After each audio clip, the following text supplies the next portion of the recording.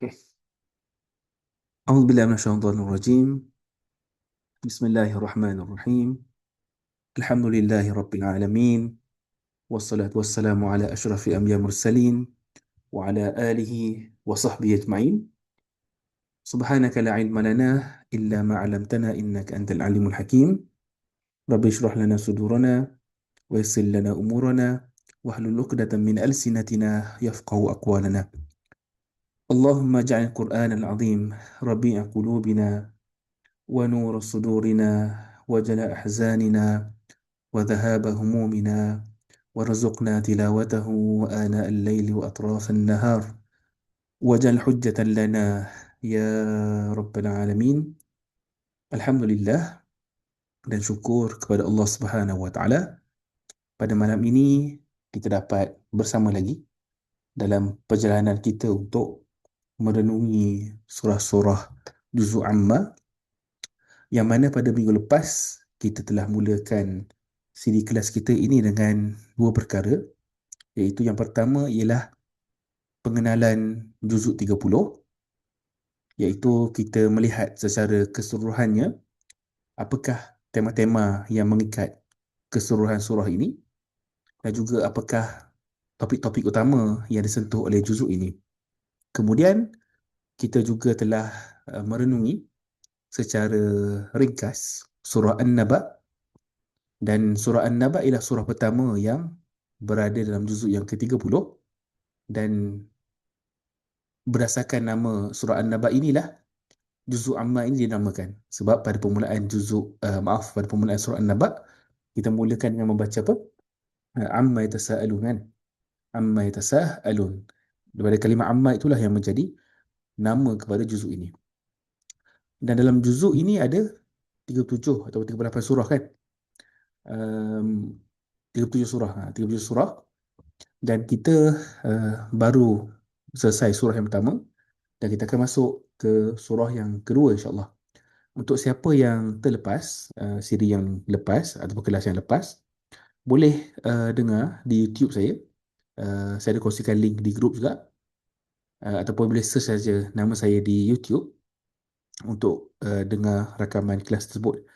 Dan juga untuk siapa yang nak mendapatkan nota penuh untuk surah An-Naba dan juga pengenalan juzuk Amma, juga ada di grup juga. Saya ada kongsikan link dan mungkin saya akan kongsikan lagi sekali lagi selepas kelas, insya-Allah. Dan sama juga untuk surah An-Nazi'at ni nanti akan ada nota penuh yang siapa yang nak dapatkan boleh dapatkan. Tapi untuk rakaman semua boleh dengar di YouTube dan juga boleh manfaatkan dan sebarkan rakaman ini kepada siapa yang dikenali juga, insya-Allah. Jadi malam ni kita akan teruskan dengan satu lagi surah yang membawa ataupun yang meneruskan tema, topik dan juga mesej yang hampir sama dengan surah An-Naba, iaitu surah An-Nazi'at.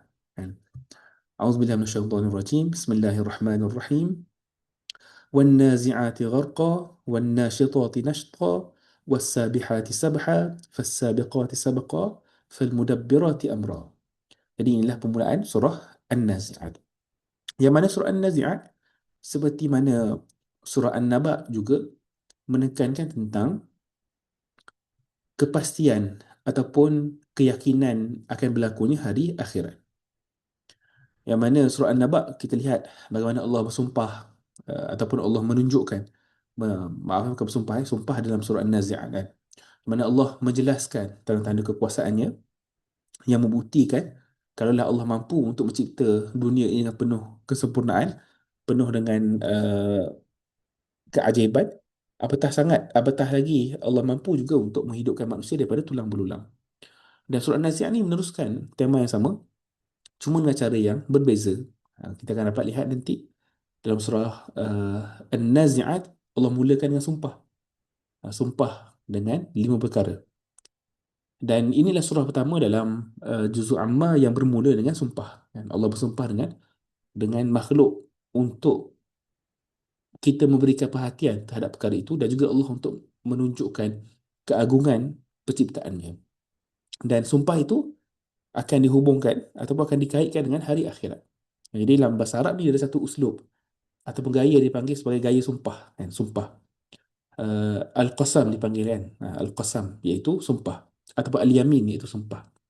Yang mana qasam, sumpah Al-Quran ni dibuat dengan tujuan untuk kita memberikan perhatian kepada perkara yang disumpah itu, dan juga untuk menghubungkan sumpah itu dengan al-muqsam alaih, iaitu perkara yang disumpah itu hari akhirat dan sebagainya. Jadi inilah cara Quran untuk menarik perhatian kita, dan juga supaya kita sedar tentang kewujudan makhluk yang agung ataupun yang besar yang Allah ciptakan, yang lebih agung daripada manusia, yang lebih hebat daripada manusia, tapi mereka tunduk kepada sunnatullah, iaitu peraturan dan juga hukum hakam yang Allah tetapkan.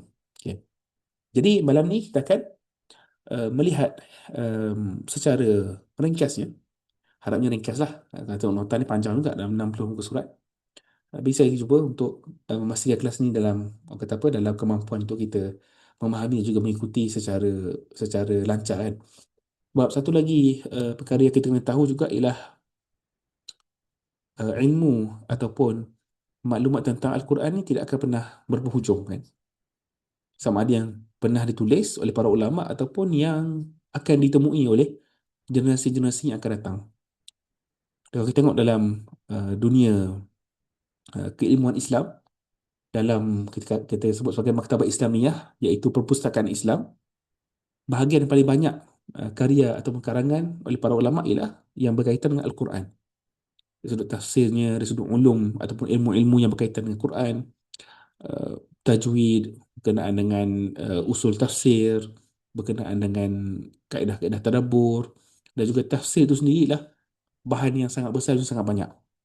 Jadi dalam masa yang berapa minit yang ada ni, mustahil lah untuk kita merangkumkan segalanya, untuk memahami segala-galanya, dan kita memilih apa yang terbaik yang disebutkan oleh para ulama. Jadi untuk kelas juz amma ini, saya sentiasa akan refer ataupun rujuk kepada 3 tafsir. Yang pertama ialah Fi Zilalil Quran, di bawah naungan Al-Quran, oleh almarhum Said Qutb rahimahullah. Kemudian saya merujuk kepada kitab At-Tafsir Al-Wadih oleh Mahmud Hijazi, dan saya merujuk juga satu lagi kitab yang baru ditulis oleh seorang ulama pada zaman kita, iaitu Syekh Dr. Jasir Audah, yang mana beliau menulis kitab Tafsir Al-Maqasidi, iaitu tafsir yang memberi fokus kepada tujuan Al-Quran. Iaitu masih lagi dalam bentuk PDF. Alhamdulillah saya dapat melalui seorang anak murid Syekh yang rapat dengan beliau, dan berkongsi kitab itu, dan kitab itu membawa pandangan-pandangan yang unik dan juga baru dalam tafsir Al-Quran. Kalau ingat kan, dalam kelas yang lepas ada uh, kalimah yang kita lihat adalah ayat yang ke 33 kan, wa kawa'iba atraba. Kawa'iba atraba ialah uh, gadis-gadis remaja yang sebaya kan, wa kawa'iba atraba. Tapi kalau melihat tu tafsir yang terdahulu, itu yang ditulis oleh ulama yang terdahulu, kawa'iba atraba ni diterjemahkan sebagai bentuk badan wanita, yang mana itu tepat dalam bahasa Arab kan? Tapi adakah tepat dalam memahami Al-Quran dengan cara itu? Jadi Syekh Dr. Jasir Audah hafizahullah, semoga Allah memelihara beliau, menilai semula pendapat itu, dan beliau berpandangan Kawa'iba Atraba ini adalah untuk merujuk kepada pembantu-pembantu kepada ahli syurga dalam kalangan wanita. Maksudnya di ahli syurga nanti akan ada gadis-gadis ataupun wanita-wanita yang menjadi pelayan kepada orang yang bertakwa, lelaki dan juga perempuan. Jadi dia bukan khusus untuk lelaki saja, sebab konteks ayat itu sendiri menceritakan tentang orang yang bertakwa kan. Jadi Kawa'iba Atraba di situ ialah pelayan-pelayan yang sebaya, yang berkhidmat kepada ahli syurga, lelaki dan juga wanita. So dia berbeza daripada tafsiran yang terdahulu yang menggambarkan kalimah itu sebagai keadaan ataupun bentuk tubuh wanita, dan itu kata Syekh Dr. Jasir Audah ialah perkara yang Quran jarang, ataupun Quran tak berbicara seperti itu. Quran tak menjasadkan ataupun memfizikalkan tubuh badan manusia ataupun wanita kan. Jadi itu contohlah yang saya bawa pada kelas yang lepas, yang mana itu pendapat beliau, dan pendapat itu pendapat yang baru, tapi dia ada hujah ilmiah yang disokong, dan itulah sebahagian daripada ijtihad ataupun cara nak memahami ayat. Tak adakah ini menafikan ataupun menolak tafsir ulama terdahulu? Tidak. Kita memahami ayat tu daripada konteksnya. Kita tahu ulama terdahulu memahami ayat tu dari sudut bahasa semata-mata, huraian kalimah semata-mata, dan mungkin ada perkara-perkara yang terlepas pandang oleh generasi yang terdahulu, dan jasa mereka pun besar dalam menyampaikan Al-Quran, tapi tidak menghalang untuk para ulama sekarang untuk berijtihad dengan ilmu mereka, dengan kepakaran mereka. Dan ini dibuat oleh bukan orang yang biasa-biasa lah. Maksudnya bukan saya, bukan ustaz-ustaz. Dia ialah syekh yang besar, yang alim, yang hafal Quran, yang hafal Quran, yang qiraatnya, yang tahu tafsir, yang rapat dengan para ulama yang besar lain seperti Al-Qurtubi dan sebagainya. So itu tugas mereka untuk mencari dan juga menggali semula makna ataupun huraian-huraian untuk Al-Quran. Itu sekadar contohlah terhadap sumber yang kita gunakan untuk kelas kita. Yang tiga ni saja yang kita ambil untuk pastikan kita tak terlalu banyak sangat maklumat. Sebab banyak sangat maklumat pun tak membantu juga untuk kita memahami Al-Quran. Sebab ini ingatkan saya kepada pesanan yang sentiasa diulang ataupun yang pernah yang disebut oleh guru saya, iaitu almarhum Syed Salih Al-Khalidi, yang mana beliau menyebutkan tentang dalam tadabbur ni ataupun dalam nak memahami Al-Quran ini, antara perkara yang penting adalah kita menjauhkan ataupun tidak tenggelam dalam perbahasan yang panjang lebar yang mungkin akan mengeluarkan seseorang itu daripada cahaya Al-Quran. Okay. Yang mana perbahasan yang panjang lebar tentang Al-Quran yang mungkin saya cuba mencari perkataan yang lebih sesuai, yang mungkin sesuai untuk ahlinya. Contohnya ada tafsir yang memberi fokus kepada perbahasan akidah yang mendalam, teologi yang mendalam, contohnya seperti tafsir Ar-Razi, ataupun tafsir yang memberi fokus kepada hukum hakam fiqah seperti tafsir Al-Qurtubi, atau tafsir yang memberi fokus yang mendalam terhadap bahasa, perbahasan nahu, sorof, balaghah dan sebagainya. Yang mana itu penting untuk para pengkaji dan juga untuk ahlinya dan juga untuk penuntut ilmu yang ada kemampuan untuk membaca dan juga menilai. Tetapi adakah dia sesuai untuk semua orang? Maksudnya semua orang kena tahu maklumat yang banyak? Tidak. Sebab perbahasan-perbahasan itu kadang-kadang dia membawa jauh daripada perbahasan asal Al-Quran itu. Contohnya kalau ada perbahasan tentang fiqh kan, hukum hakam fiqh, di situ jugalah, dalam tafsir itu jugalah dibahaskan pendapat-pendapat ulama, khilaf-khilaf mazhab, uh, aqwal pendapat-pendapat yang ada, dan juga ditarjihkan, dipilih pendapat yang paling kuat. Yang mana itu penting, tapi itu bukan tempatnya untuk diperincikan. Jadi untuk orang yang belajar perkara itu dan juga mahir, dia boleh baca. Tapi untuk orang lain, dia bukan tentang banyaknya maklumat kita tentang tafsir itu yang akan bantu kita.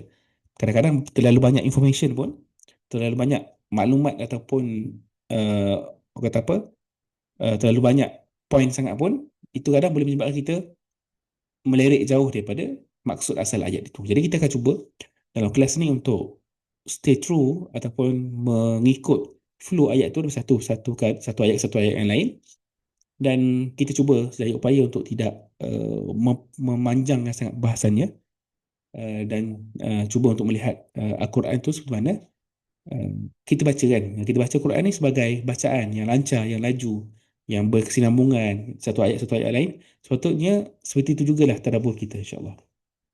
Kini surah An-Nazi'at. An-Nazi'at ialah surah yang kedua dalam juzuk Amma. Okay. Surah yang pertama ialah surah An-Naba kan. Surah yang kedua ialah surah An-Nazi'at. Yang surah An-Nazi'at ini ialah sepakat para ulama ia adalah surah Makkiyah, iaitu surah yang diturunkan sebelum hijrah ke Madinah. Okay. Kalau sebut surah Makkiyah, maksudnya ialah bukan surah yang diturunkan di Mekah, tetapi surah yang diturunkan sebelum hijrah ke Madinah. Tak kisahlah di Mekah ke, di Taif ke, ataupun di tempat lain yang Nabi Muhammad SAW berada kan. Bahkan mungkin di sekitar itu juga kan. Mungkin dalam peristiwa lain, mungkin Nabi Muhammad SAW keluar ke Taif contohnya, luar daripada Mekah, tempat di bukan Mekah. Adakah itu bukan surah Makkiyah? Itu surah Makkiyah sebab sebelum hijrah. Apa saja ayat Quran ataupun surah yang turun sebelum hijrah, itu dinamakan sebagai surah Makkiyah. Dan kalau surah Madaniyah ialah surah yang turun selepas hijrah. Tak kisahlah berada di mana sekalipun, tanpa melihat tempatnya.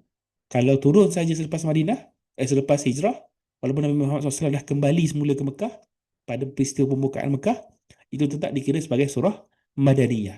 Jadi istilah Makkiyah dan juga Madaniyah ini bukan istilah yang merujuk kepada tempat, tapi merujuk kepada fasa waktu dalam sirah itu. Sebelum hijrah Makkiyah, selepas hijrah Madaniyah. Okay. Dan kata Syed Qutub rahimahullah, surah ini ialah surah yang kuat dari segi irama, nada dan juga mesejnya. So ni antara keistimewaan Al-Quran, yang mana Al-Quran ini kita dapat memahaminya melalui lafaz-lafaznya kan, perkataan-perkataannya.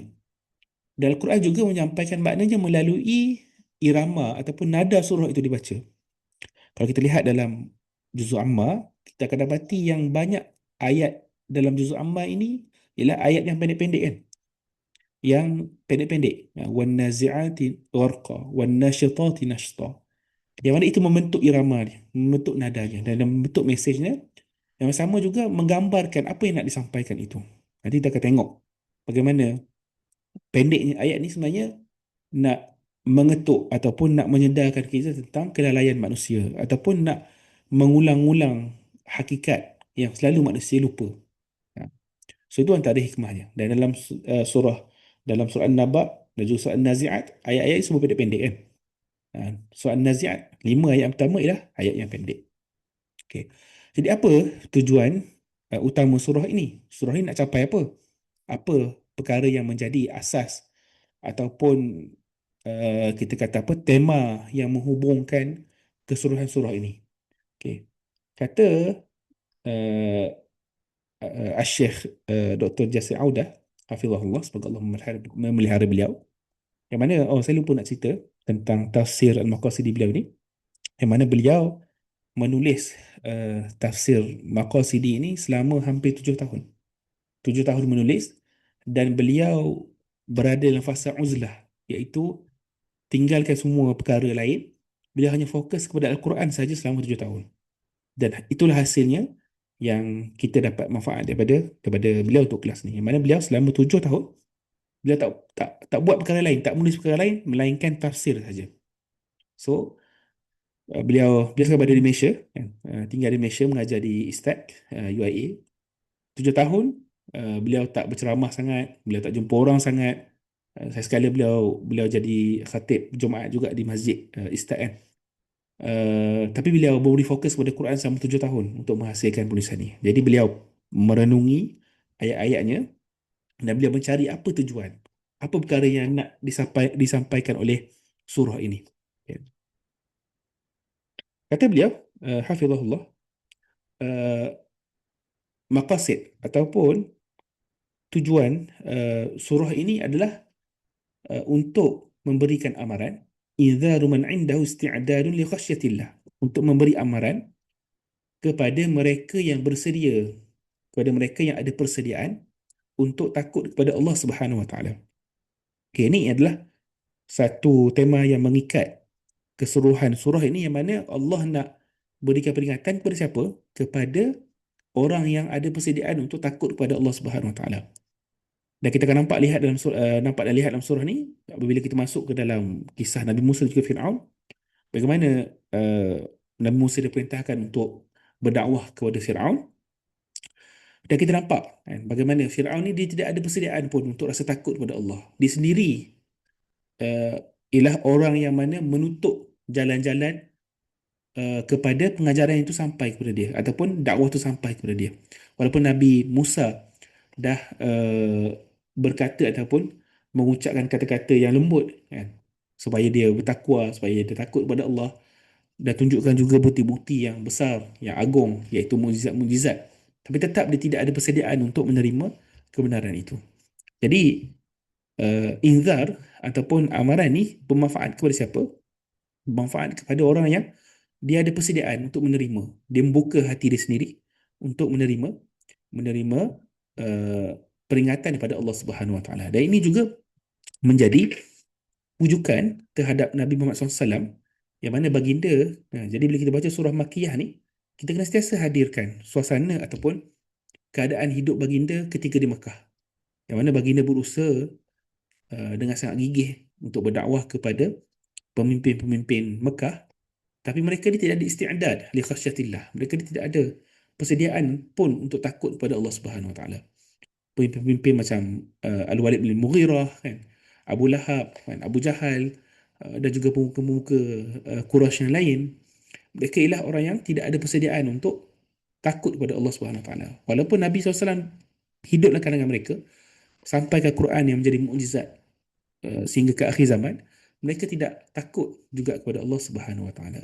Jadi antara perkara penting juga bila kita membaca surah-surah Makkiyah ni, kita kena hadirkan juga sesuatu yang dipanggil sebagai jauh surah. Jauh ni adalah suasana ataupun keadaan surah itu ketika diturunkan. Itu akan bantu kita untuk melihat bagaimana surah ini cuba nak membaiki dan juga cuba nak betulkan masyarakat pada waktu itu. Okay, jadi apa dia punya tujuannya ataupun dia punya maqasidnya yang utama? Inzaru man indahu isti'dadu li khasyatillah, memberi amaran kepada mereka yang bersedia untuk takut kepada Allah Subhanahu Wa Taala. Okey. Okey, jadi pembahagian topik surah ni dia ada beberapa bahagian. Okey, ayat 1 hingga 14. Dan setiap kelompok ini 1 2 3 4 5 6 ni, dia pun sebenarnya dia ada maksad ataupun tujuan-tujuan dia yang tersendiri juga yang nak disampaikan. Okey. Bahagian yang pertama adalah ayat 1 hingga 14, yang mana Allah bersumpah dan juga memberikan gambaran tentang hari kebangkitan, itu hari kiamat. Dan tujuan dia lah untuk memberi keamaran kepada orang yang ingkar. Okay. Yang kedua ialah ayat 15 hingga 26. Allah Subhanahu Wa Taala membawa kita untuk melihat sejarah kezaliman yang berlaku. Dengan contohnya ialah Fir'aun. Jadi Allah nak beri di sini kepada kita ialah pengajaran tentang apakah perakhiran ataupun apakah balasan terhadap orang yang zalim. Yang ketiga, ayat 27 hingga 33, di sini Allah Subhanahu Wa Taala memberikan tanda-tanda kekuasaannya di langit dan juga bumi, dan juga yang memperingatkan tentang kelemahan manusia, betapa kecilnya manusia ni berbanding makhluk yang Allah ciptakan, sebagai bukti kepada hari kebangkitan yang akan berlaku. Kalau kita boleh faham dan juga kita boleh terima bahawa Allah SWT menciptakan langit dan juga bumi ini dengan penuh kesempurnaan, penuh ketepatan, tidakkah Allah mampu juga untuk membangkitkan manusia yang lebih mudah, yang lebih kecil, yang lebih senang penciptaannya berbanding langit dan juga bumi? Mestilah Allah SWT mampu. Jadi itu tujuan dia dalam ayat 27 hingga 33. Ayat yang seterusnya ialah 34 sehingga 46, Tammatul Kubra. Sebenarnya 34 hingga 41.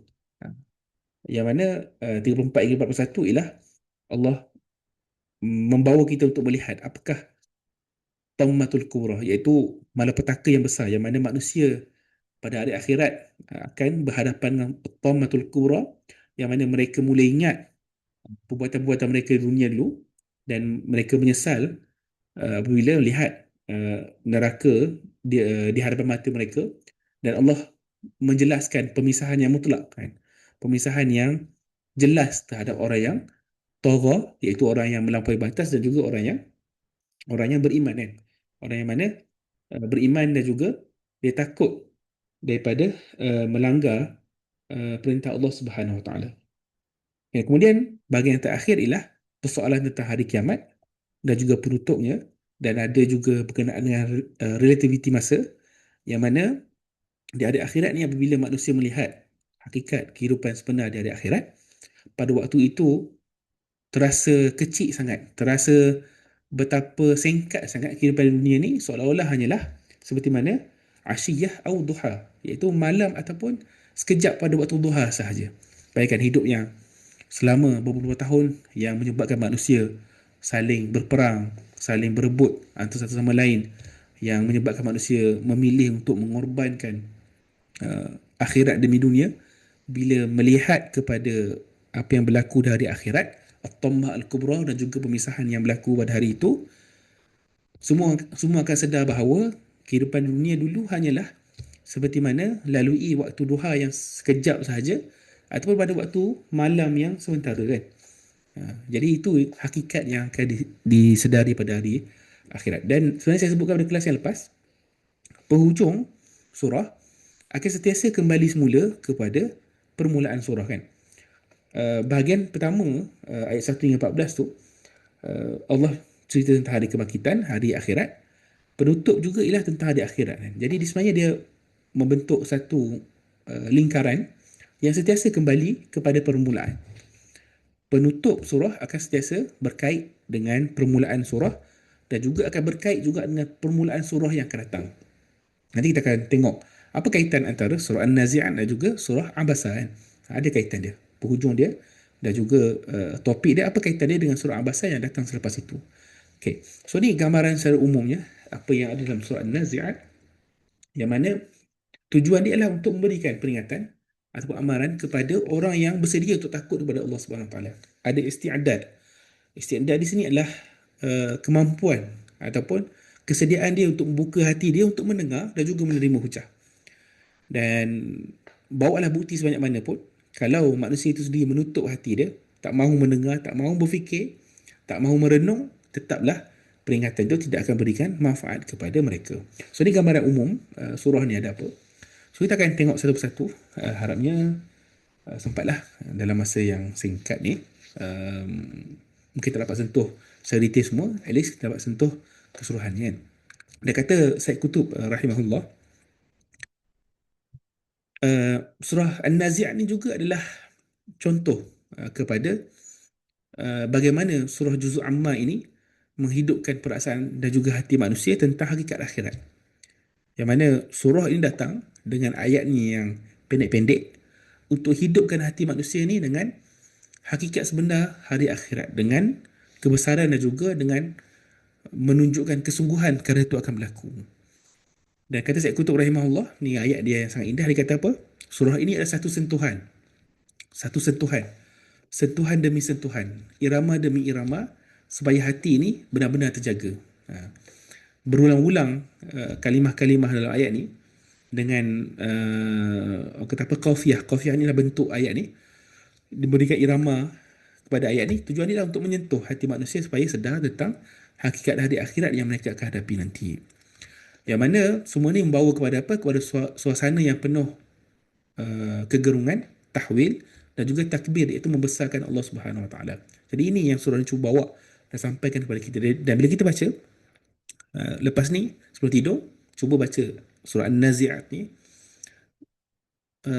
cuba berikan perhatian kepada bunyi surah ni kan, bagaimana surah ni penghujungnya, kalimah-kalimahnya, dari sudut penyebutan huruf-hurufnya, semua sebenarnya menyumbang ataupun membawa kepada nak wujudkan rasa gerun terhadap akhirat dan juga rasa besarnya kekuasaan Allah Subhanahu Wa Taala. Okey. Okey, jadi itu gambaran secara umumnya untuk surah An-Nazi'at. Jadi kita tengok secara berkelompoknya apa yang ada dalam bahagian yang pertama, iaitu ayat 1 hingga 5, yang mana Allah Subhanahu Wa Taala bermula ataupun memulakan surah ini dengan sumpah dengan makhluk. Okay. Kenapa Allah bersumpah dengan makhluk? Sebenarnya saya sebutkan tadi, antara tujuan ni ialah untuk memberikan perhatian terhadap perkara-perkara yang kadang-kadang kita terlepas pandang dalam hidup ini. Sebab tu Allah bersumpah dengan matahari, dengan bumi, dengan manusia, dengan Nabi Muhammad SAW. Semuanya untuk menarik perhatian kepada perkara yang nak disampaikan. Sebab antara uslub ataupun cara orang Arab nak menegaskan sesuatu ialah mereka bersumpah kan, demi Allah kan.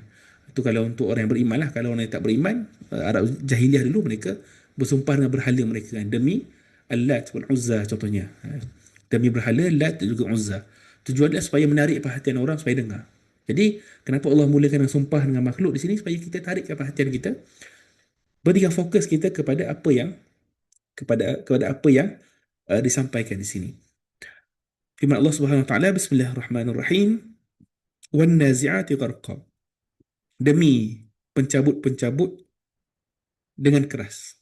Okay. Kenapa saya baca terjemahan itu seperti itu? Kalau kita tengok terjemahan kita,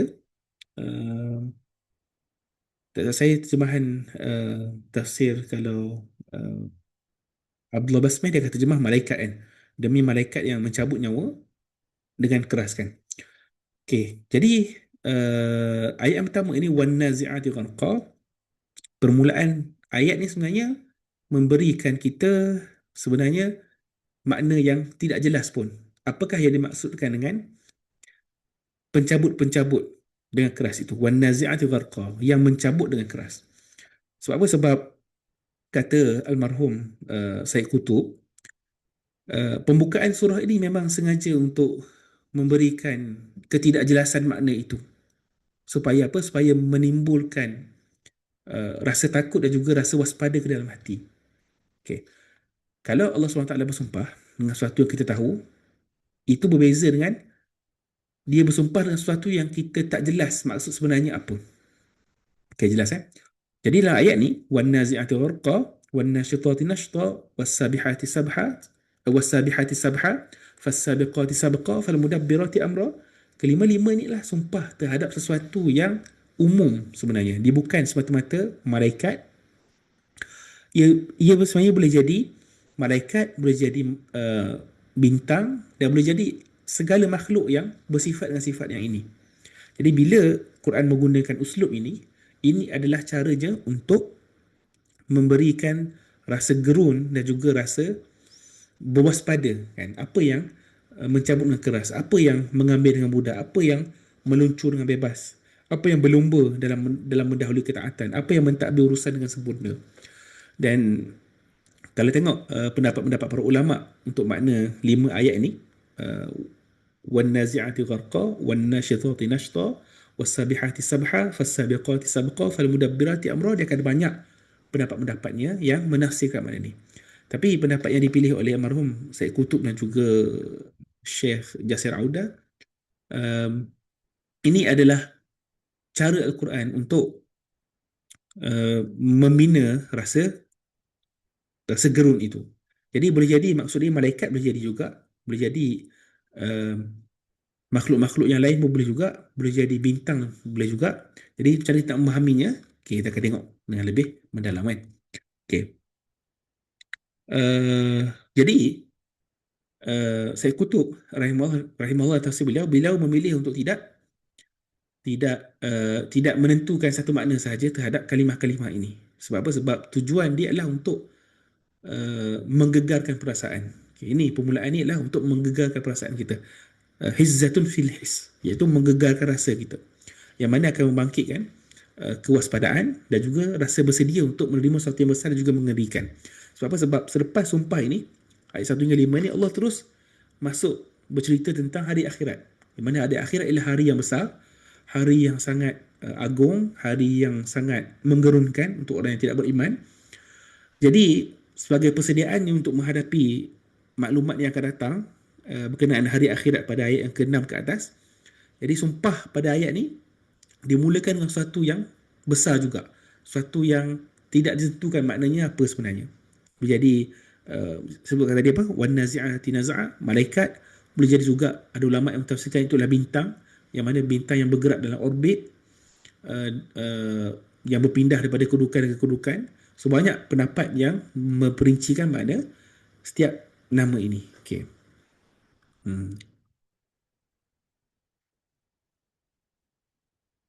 Jadi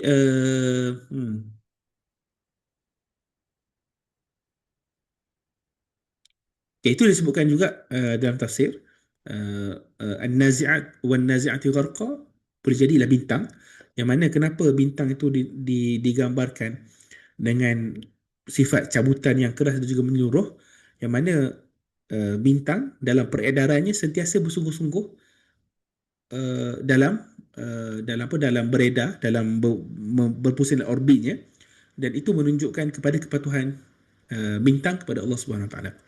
Dan bila ditafsirkan sebagai malaikat, kenapa malaikat dinamakan wan nazi'ati gharqa? Sebab ada malaikat yang menarik roh orang kafir itu dengan tarikan yang kuat dan juga dalam.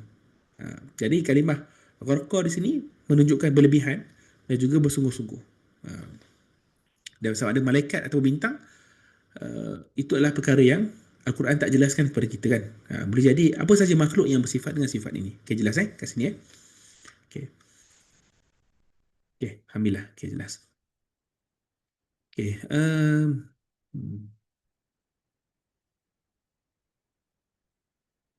Okay, kata Syekh Dr. Jasir Audah, Hafizahullah.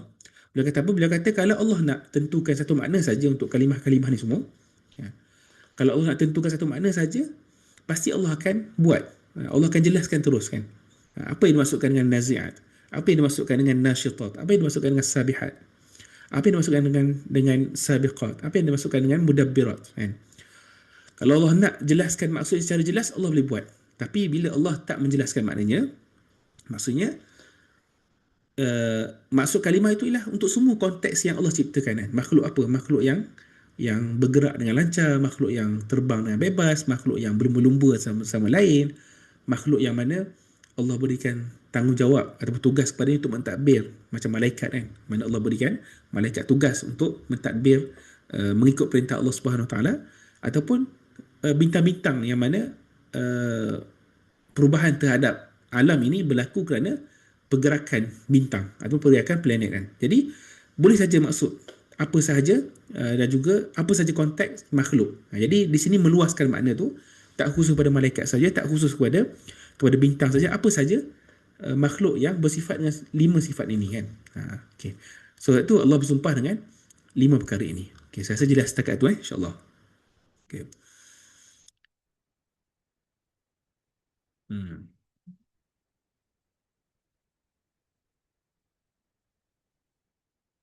Okay. Jadi antara perkara yang menarik juga disebutkan di sini adalah um, apa kaitan sumpah ini dengan hari akhirat yang akan disebutkan dalam bahagian yang seterusnya.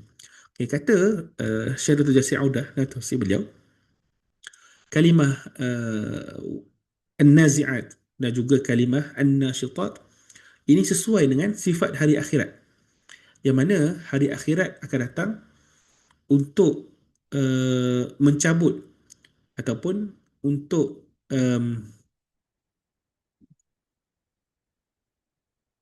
memisahkan antara orang yang beriman dan juga orang yang kafir dengan pisahan yang kuat. Kalau kita faham tadi, An-Nazi'at ialah cabutan yang keras, An-Nashitat ialah pengambilan yang mudah. Dua sifat ini ialah sifat yang sesuai dan juga berkait dengan hari akhirat. Sebab apa?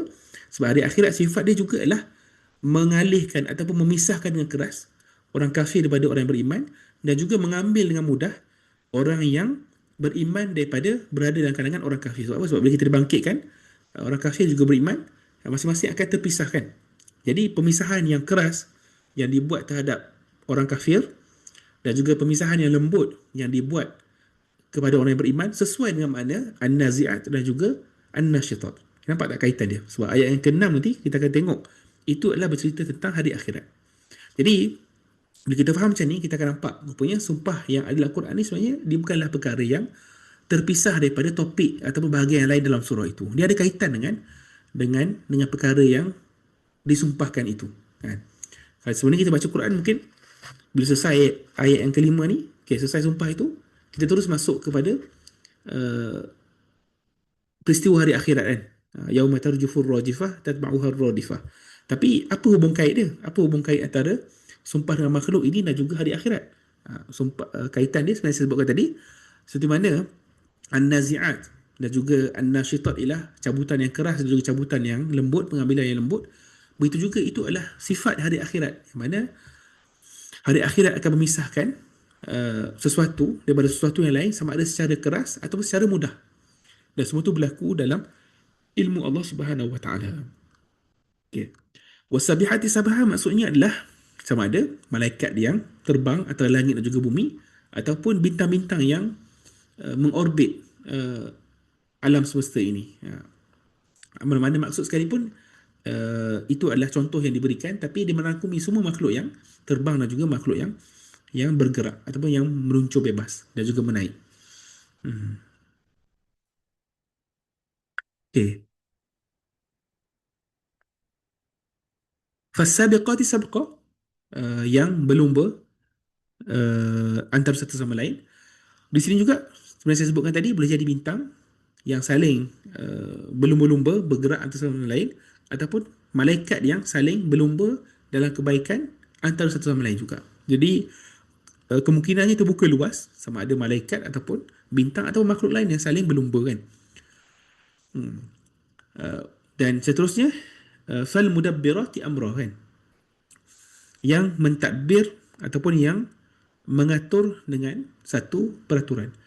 Ini pun boleh juga merujuk kepada malaikat yang Allah SWT berikan tanggungjawab untuk mentadbir atau menguruskan dengan perintah Allah Subhanahu Wa Taala, ataupun makhluk-makhluk lain yang disebabkan oleh pergerakan makhluk itu memberikan kesan kepada makhluk lain. Contohnya peredaran bumi berikan kesan kepada penduduk bumi, iaitu dari sudut siang dan juga malam, perubahan cuaca dan sebagainya. Itu juga termasuk dalam fal mudabbirati amrah kan.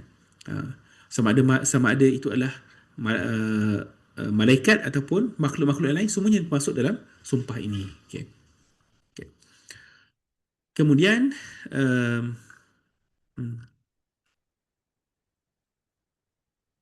pada bahagian yang seterusnya, ada typo, kesombongan. Kesombongan pula jadi. Kehancuran kesombongan. Kita akan betulkan nanti insyaAllah. Okey, seterusnya pada ayat yang ke-6 sehingga ayat yang ke-12. Tapi di sini saya pecahkan kepada dua. Di mana ayat 6 ke ayat ke-12 ini ialah Allah SWT hancurkan kesombongan manusia yang menolak hari akhirat. Yang mana Allah menceritakan keadaan hari akhirat yang akan berlaku itu. Apa kata Allah SWT pada ayat yang ke-6? Yauma tarjufur rajifah tatba'uha ar-radifah qulubun yawma idzin wajifah absaruha khashi'ah yaqulun a inna lamarduduna fil hafirah a idza kunna 'idhaman nakhirah qalu tilka idzan karratun khasirah. Okey. Jadi di sini Allah SWT memberikan kepada kita gambaran untuk hari akhirat dan juga menghancurkan kesombongan manusia terhadap hari akhirat. Okay. Dalam ayat yang ke-6, yauma tarjufur rajifah. Kiamat itu terjadi pada hari ketika berlakunya goncangan yang amat dahsyat. Itu goncangan ketika mana berlakunya tiupan sangkakala yang pertama. Tatba'uha ar-radifah, diikuti oleh tiupan kedua yang mengiringinya. Qulubun yawma idzin wajifah, hati ketika itu sangatlah gentar, sangatlah takut. Absaruha khashi'ah, pandangan tertunduk, pandangannya tertunduk ke bawah. Yaquluna inna lamarduduna fil hafirah, dan mereka berkata, iaitu orang kafir yang pernah menolak hari kebangkitan itu, mereka akan berkata apa? Apakah sesungguhnya kami ini benar-benar akan dikembalikan kepada kehidupan yang semula, bangkit semula? Idza kunna 'idhaman nakhirah, adakah kami ni apabila dah menjadi tulang belulang yang hancur akan dibangkitkan semula? Qalu tilka idzan karratun khasirah. Dan dengan nada yang mengejek dan juga menolak, mereka berkata, itu kalau berlaku itu, maka itu adalah kerugian yang sangat besar untuk kami kerana kami tak beriman. Mereka mengejek. Dan itu ayat ke-12 kan. Okay. Okay, dalam ayat ni ada dua perkara. Iaitu yang pertama ialah apa yang berlaku secara fizikal dan juga apa yang berlaku secara luaran, dan apa yang berlaku secara dalaman manusia. Ayat ini menggabungkan dua perkara, iaitu trigger yang fizikal di luaran, iaitu ar-rajifah dan juga ar-radifah, gegaran yang pertama dan juga gegaran yang kedua, ataupun tiupan pertama, tiupan kedua, dan kemudian tiupan itu membawa kepada wajifah, iaitu jantung manusia ni berdebar kencang kerana takut, dan juga pandangan mata mereka akan khasyiah, iaitu akan tunduk hina dan juga kosong, rasa kosong, tak ada apa-apa yang menyebabkan mereka sebangga ataupun rasa selamat. Ini untuk orang yang tidak beriman. Okay. Yauma tarjufur rajifah yang kita baca tadi, hari yang mana akan berlakunya goncangan yang dahsyat. Ada beberapa pendapat oleh para ulama, tapi yang disebutkan dalam terjemahan dan juga kebanyakan tafsir ialah ar-rajifah ialah sangkakala yang pertama. Tapi ada yang menafsirkan Ar-rajifah ialah gegaran bumi semata-mata. Ha. Jadi kata Syed Kutub, sama ada gegaran ke ataupun tiupan sangkakala yang pertama ke, itu sudah cukup untuk menakutkan manusia dan juga untuk menggerunkan manusia dan mencemaskan manusia, dan hati manusia akan bersedia untuk memahami apa yang akan berlaku lepas tu. Lepas Allah dah sebut akan berlakunya gegaran ataupun akan berlakunya tiupan sangkakala, apa yang akan berlaku selepas itu. Okay. Uh, Irjaf Ar-Rajifah, kata Syekh Jassi Auda, kalimah Ar-Rajifah ni adalah bermaksud gegaran yang kuat yang mencabut sesuatu daripada tempat asalnya. Itulah maksud Ar-Rajifah, gegaran yang dahsyat yang mencabut sesuatu daripada tempatnya, yang menggoncangkan dan juga mencabut sesuatu. Okey. Okey, seterusnya tatba'u Ar-Radifah. Kalimah Ar-Radifah di sini sama ada langit itu hancur ataupun berlakunya tiupan sangkakala yang kedua. Jadi dua pendapat lah. Sama ada sini ialah tiupan sangkakala yang kedua yang bangkitkan semula manusia daripada kematian, ataupun ia adalah kehancuran bumi. Tadi bergegar kan, ni hancur. Okay. Dan ini adalah perkara kedua yang mengiringi perkara yang pertama tadi, yang mana kedua ni saling berkaitan antara satu sama lain. Okay.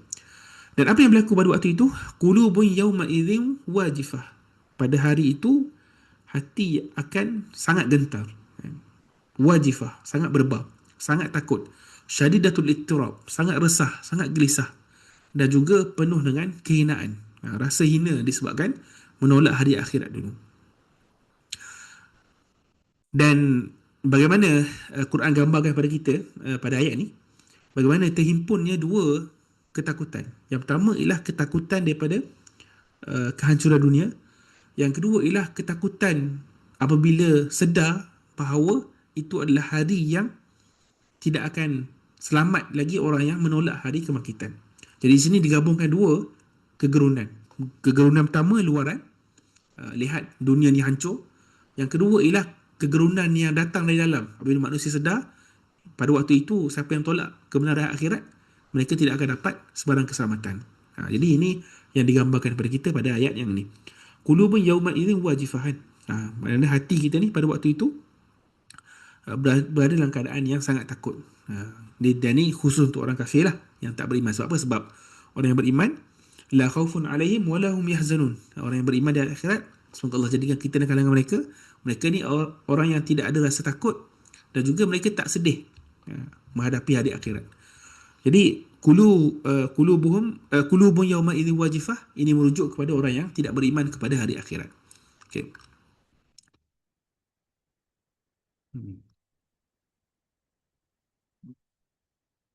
Absaruha khashi'ah. Pandangan mereka tunduk, hina, sebab terhimpunnya rasa takut dan juga rasa hancur melihat perakhiran yang akan mereka terima dari akhirat. Dan kalimah khashi'ah dalam bahasa Arab bermaksud hubud min sya'ni irtifa' wal ghilaz di ajak saya okey, silap. Okey. Maksud khashi'ah dalam bahasa Arab ialah turun daripada tempat yang tinggi. Okay, jadi maksud khasyi'ah di sini ialah pandangan mata manusia pada hari itu tidak mampu untuk memandang ke atas. Semua memandang ke bawah kan. Jadi manusia ni bila dia takut atau bimbang, dia akan tundukkan pandangan dia dan dia akan rasa takut untuk hadapi perkara itu kan. Jadi ini dimasukkan dengan maksud kalimah khasyi'ah di sini kan. Dia khusyuk yang kita faham dalam solat tu, itu pun tunduk juga. Tapi khusyuk di sini, khasyi'ah di sini adalah dalam konteks hari akhirat, yang mana pandangan manusia ni akan pandang ke tanah saja. Kerana rasa hina juga rasa rendah diri. Kalau dalam solat, khusyuk itu kita pandang ke bawah sebab kita rasa rendah diri juga, tapi dalam beribadat kepada Allah Subhanahu Wa Taala. Tapi kalau untuk orang kafir di hari akhirat yang tak pernah khusyuk di dunia, mereka akan khusyuk juga, tunduk, tetapi dalam kehinaan dan juga dalam kerendahan. Itu beza dia. Okey, itu ayat yang ke-9 kan. Absaruha khasyi'ah. Mana pandangan mereka tu pada hari itu ialah pandangan yang turun ke bawah kerana takut dan juga kerana rasa rendah diri dan hina. Dan apa mereka ucapkan pada hari itu? Yaquluna inna lamarduna fil hafirah. Di sini boleh jadi dua maksud kan. Boleh jadi mereka ucapkan ketika mana mereka hidup di dunia dulu, ataupun mereka ucapkan ketika mana mereka dah terkejut lihat pada hari akhirat. Okay. Hmm. Hmm. Jadi ada dua kemungkinan kan. Boleh jadi ini adalah kata-kata mereka waktu mereka di dunia dulu, yang mana mereka mempermainkan hari akhirat. Mereka cakap apa? A inna lamarduduna fil hafirah, adakah kami akan dibangkitkan semula setelah kami mati? Adakah kami akan dibangkitkan pada kehidupan kami semula setelah kami mati? Ataupun kata-kata ini timbul selepas mereka sedar tentang hari akhirat itu. Maksudnya mereka tak sedar sampailah tiba hari akhirat, barulah mereka tertanya-tanya, adakah kita sekarang ni hidup balik? Itu soalan dia. Ada dua maksud di sini. Soalan di dunia, dulu mereka mempermainkan akhirat, tanya Nabi SAW, betul ke ni wahai Muhammad? Kami akan hidup balik. Ataupun satu lagi lah, bila mereka berada ke akhirat, mereka ucapkan kata-kata yang sama tapi dalam keadaan tertanya-tanya. Bila bangkit dari kubur, mereka saling bertanya-tanya sama lain, betul ke kita hidup semula? Jadi ayat ni membawa dua makna yang saling melengkapi antara satu sama lain. So ni antara keindahan Al-Quran. Yang mana Al-Quran satu ayat yang ringkas, ayat yang simple, tetapi dia kadang-kadang dia merangkumi dua tiga makna yang berbeza kan. Ha. Dan itu keindahan Al-Quran. Maknanya luas, maknanya sentiasa orang kata apa, bercambah ataupun berkembang kan. Hmm. Okay. Dan apa kata mereka lagi? Ada pada ayat yang ke-11, "Idza kunna 'idhaman nakhirah", adakah kami akan dibangkitkan setelah tulang belulang kami hancur? Yang mana 'idhaman nakhirah, 'idhaman nakhirah ialah tulang-tulang yang dah reput, yang bila kita pegang tulang tu hancur. Jadi itu adalah gambaran terhadap atau kematian manusia, yang mana mereka orang yang tak beriman ni mereka tanya, adakah selepas tulang kita hancur pun Allah akan bangkitkan semula kita daripada kematian? Dan seperti saya sebutkan tadi, kata-kata ni boleh jadi juga kata-kata yang diucapkan ketika mana mereka hidup, ataupun selepas mereka dibangkitkan semula kan, dalam keadaan keheranan dan juga dalam keadaan tertanya-tanya. Okay.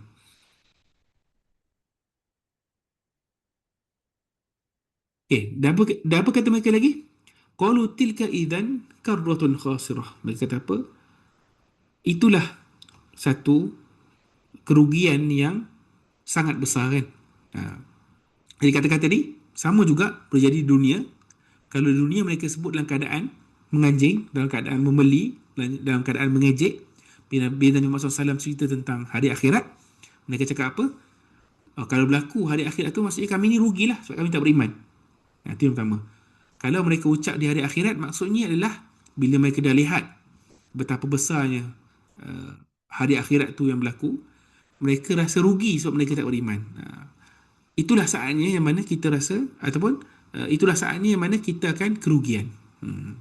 Yang mana mereka rugi sebab mereka tak sediakan bekalan, dan mereka tidak akan dapat apa-apa yang menyelamatkan mereka pun. Itu adalah kerugian yang sangat mutlak dan juga kerugian yang sangat tinggi. Okay. Qalu tilka idzan karratun khasirah. Mereka kata apa? Mereka kata itulah kerugian yang sangat merugikan. Okey, satu lagi ialah di sini yang menarik juga disebutkan di sini adalah kalimah hafirah kan yang kita baca tadi. Um, yaquluna inna lamarduna fil hafirah. Kalimah al-hafirah di sini ialah bermaksud jalan yang mana seseorang lalu untuk kembali semula. Okey, hafirah dalam bahasa Arab ialah jalan yang mana kita lalu jalan tu, dan kita balik pun lalu guna jalan tu. Itu namanya ialah rajifah. Hafirah, maaf. Hafirah. Okey.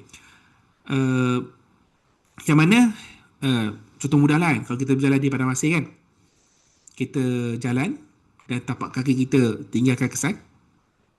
Dan bila kita lalu balik jalan tu, itu adalah dinamakan sebagai hafirah. Jadi orang kafir ni mereka tanya, uh, inna lamarduna fil hafirah, adakah kita akan dikembalikan seperti itu? Maksudnya kita pernah hidup dulu dengan kehidupan yang seperti ini, adakah kita akan kembali semula hidup seperti ini? Itu maksud hafirah kat situ. Mereka nak mempersoalkan hari akhirat, dan mereka nak tanya Nabi Muhammad SAW, uh, bagaimana mereka akan kembali semula? Adakah kembali sama seperti mana orang yang lalu satu jalan kemudian diikut jalan yang sama? Adakah seperti itu? Jadi itu soalan yang mereka timbulkan. Okey, InsyaAllah teruskan lagi Dan kemudian Allah SWT menyebutkan tentang perpindahan mereka kepada As-Sahirah. Yang tadi cerita tentang permulaan hari akhirat kan, untuk mematahkan ego, untuk menimbulkan penyesalan, untuk menyebabkan orang berfikir. Kemudian pada ayat yang ke-13 hingga 14 ni, ini adalah Allah sebut tentang perpindahan manusia kepada tempat yang dinamakan sebagai As-Sahirah. As-Sahirah ialah padang mahsyar yang kita akan dibangkitkan kelak kan. Apa kata Allah Subhanahu Wa Taala? Fa innama hiya zajratun wahidah fa idzahum bis-sahirah. Ia hanyalah dengan sekali jeritan atau sekali seruan sahaja kan. Mana Allah menolak dakwaan mereka yang kebangkitan tu mustahil. Allah kata apa? Allah kata kebangkitan mereka tu hanyalah dengan satu seruan ataupun dengan satu teriakan sahaja, ataupun tiupan sakakala sahaja kan. Okey. Fa idzahum bis-sahirah. Tiba-tiba manusia berada dalam keadaan telah pun dibangkitkan di hari akhirat. Ini nak menunjukkan betapa cepatnya kebangkitan itu akan berlaku. Ialah tiup saja manusia akan dibangkitkan semua serentak. Berapa puluh bilion manusia pernah hidup, atau berapa ratus juta manusia pernah hidup, semuanya akan bangkit dalam keadaan serentak. Nak menunjukkan betapa besarnya kekuasaan Allah Subhanahu Wa Taala. Okey. Di sini pada ayat yang kita bacakan tadi ni, fa innama hiya zajratun wahidah fa idzahum bis-sahirah. Zajratun wahidah ialah teriakan ataupun seruan yang pantas kan, yang cepat, nak menunjukkan cepatnya perkara itu berlaku. Okay.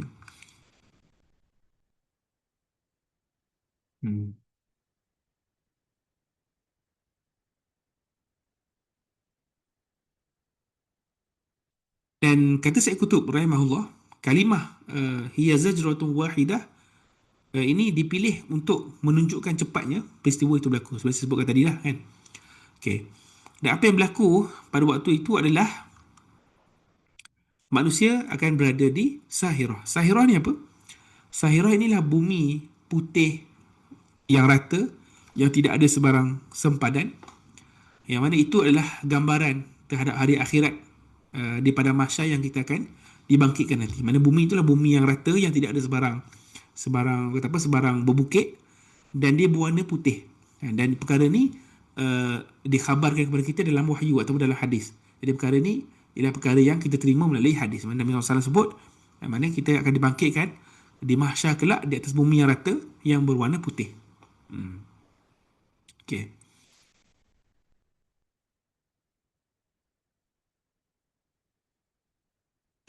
As-Sahirah ialah al-ardul bayda al-lami'ah, bumi yang putih dan juga bersinar, yang menjadi tempat perhimpunan, iaitu mahsyar, yang mana kita tak tahu di mana tempat itu berada. Dan perkara itu disampaikan melalui khabar sadiq, khabar yang benar, iaitu wahyu, dan kita menerima perkara itu tanpa menambah-nambah apa maklumat yang kita tidak tahu. Dan menarik di sini ialah kalimah sahirah kan. Kita baca kat sini, fa idzahum bis-sahirah. Ini adalah kalimah dalam bahasa Arab yang digunakan untuk merujuk kepada bumi itu yang tidak ada sempadan itu, yang mana kalimah sahirah di sini juga dari sudut bahasanya ialah aliran air yang tidak akan pernah putus, sentiasa mengalir. Itulah sahirah. Ataupun digunakan juga untuk mata manusia yang sentiasa terjaga. Okay. Okay. Kenapa dinamakan padang mahsyar itu sebagai sahirah? Sebab itu adalah tempat yang manusia tidak akan tidur, tidak akan rehat. Dan perkara itu ialah perkara yang akan berterusan sehinggalah manusia ni masuk ke dalam neraka ataupun ke dalam syurga. Kalau masuk neraka lagilah tak berehat kan. Tapi padang mahsyar dinamakan sebagai Sahirah. Selain pada padang mahsyar itu sendiri ialah bumi yang rata. Sahirah juga bermaksud ialah tempat yang mana kita tidak akan tidur. Sentiasa terjaga sebab takut kerana bimbang apa yang akan berlaku kepada diri kita pada hari itu. Tidak ada tidur juga tidak ada rehat yang yang cukup. Bahkan tidak fikir pasal rehat pun sebab itulah hari yang sangat menakutkan. Itu dinamakan sebagai As-Sahirah. Okey, jelas Jadi pada ayat yang kita baca tadi, bermula ayat yang ke-6 sehingga ayat yang ke-14, semua ni adalah nak menunjukkan ataupun nak memberikan gambaran tentang hari akhirat. Apa yang akan berlaku pada hari akhirat? Akan berlaku tiupan yang pertama, tiupan yang kedua, hati manusia takut, pandangan manusia akan tunduk ke bawah kerana rasa hina, dan disebabkan orang kafir pada hari itu tak pernah khusyuk pun di dunia. Kalau di dunia ini orang yang beriman mereka tunduk kepada Allah, di hari akhirat orang kafir akan tunduk kepada Allah dalam keadaan yang hina kan. Sebab di dunia lu mereka tak nak tunduk kepada Allah dalam keadaan yang mulia. Di hari akhirat mereka akan tunduk kepada Allah dalam keadaan rasa hina dan juga rasa rugi kerana tidak beriman. Kemudian Allah gambarkan apa yang berlaku pada hari itu yang mana manusia akan tanya kan, adakah mereka ni dibangkitkan semula sudah mereka hidup dulu, dan adakah mereka ni dibangkitkan daripada tulang-tulang yang hancur, dan kalau itu berlaku itu adalah kerugian yang sangat besar untuk mereka kan. Sebabkan mereka tak beriman ketika mana mereka hidup, dan Allah jelaskan yang kebangkitan itu sangat cepat, sangat mudah, dengan hanya satu teriakan manusia semua tiba-tiba dihimpunkan dengan sekelip mata dengan sangat cepat. Itu yang berlaku pada hari akhirat. Dan padang mahsyar dinamakan sebagai Sahirah sebab itulah tempat yang tidak ada rehat dan juga tidak ada tidur untuk manusia. Sebab apa? Sebab itulah waktunya yang mana Allah akan putuskan nasib manusia kan. Jadi itu bukan tempat yang boleh manusia nak rehat pun. Semua berdebar, semua takut apa yang akan berlaku pada hari itu kan. Orang kafir lagilah takut juga bimbang kan.